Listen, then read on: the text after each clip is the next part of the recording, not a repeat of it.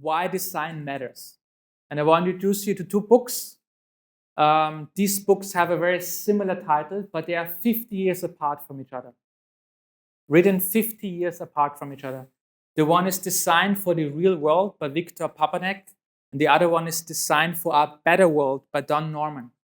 And it talks about basically your responsibility as a designer. You say, oh, design doesn't matter. Designer make just things prettier so you can sell it for more money. There's some arguments. But these people argue, no. Design is actually the thing that will save the world, or that has to save the world. Design has changed the world, so therefore design is responsible for the world. So any issue that we have is actually caused by design. That's their argument. So Design for the Real World. Here Papanek says all men, sorry for this 50 years old, the men, they don't mean man, but they mean humans. Okay, all men are designers. Weirdly, it says that all human beings are designers. Strange. All that we do almost all the time is design. For design is basic to all human activity. The planning and patterning of any act towards a desired, foreseeable end constitutes the design process. See, this is a definition of design. If you want to achieve a goal, that means you engage in a design process. Design is the primary underlying matrix of life. Boom. So 50 years ago, design is the conscious and intuitive effort to impose meaningful order. That's another definition of design. So if you wanted to instill a sense of clarity, a sense of purpose, a sense of meaning, that means, by this definition, you are a designer. Designers have become a dangerous breed. Because if you look at the world, if you look around, everything you see has been designed. Look around.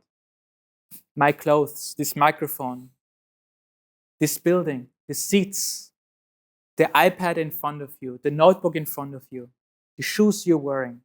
It has all been designed. We live in a world that is mostly designed. By whom? By designers. Okay, so here, Design for a Better World. We live in a world designed by people, Norman. Everything you see, the city, the government, war, weapons, nuclear waste, climate change, has been designed by people. If design got us into today's mess, perhaps it is design that can get us out of it, though not the way design is conceived of and practiced today. We need a new form of design.